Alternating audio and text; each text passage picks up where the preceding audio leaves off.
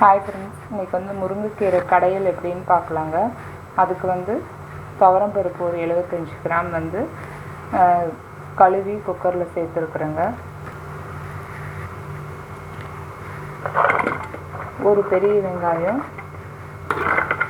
பூண்டு ஒரு 15 பல்,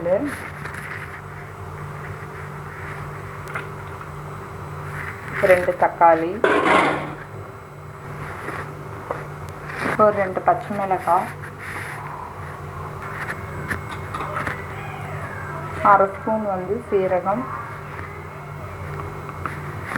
மஞ்சள் ஒரு 1/4 ஸ்பூன். இப்போ தண்ணி சேர்த்துக்கோங்க. இப்போ இதை வந்து ஃபஸ்ட்டு நல்லா ஒரு வேக வச்சுருங்க. ஒரு 3 விசில் விட்டு ஆஃப் பண்ணிடலாங்க. இப்போ வந்து பருப்பு தக்காளி எல்லாமே வந்து நல்லா வெந்துடுச்சுங்க. இப்போ இதில் வந்து முருங்கைக்கீரையை சேர்த்து ஒரு 3 நிமிஷம் மட்டும் கொதிக்க வச்சுட்டு கடைஞ்சிடணுங்க. இப்போ வந்து 3 நிமிஷம் ஆயிடுச்சுங்க. இப்போ வந்து இது அப்படியே சூடோடு கடையணும். அப்போ தான் கடைஞ்சாதான் இது நல்லா வந்து கடைப்படுங்க. இப்போ வந்து முருங்கைக்கீரை வந்து கடைஞ்சாச்சுங்க.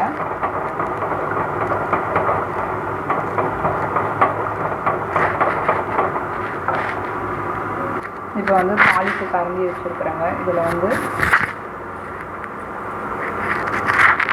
கடுகு உளுத்தம்பருப்பு அரை ஸ்பூன், வரமிளகாய் ஒன்று போட்டு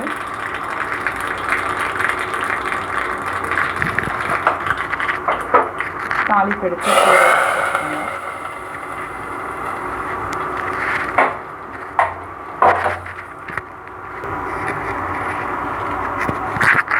உப்பு ஒரு அரை ஸ்பூன் சேர்த்துக்கோங்க.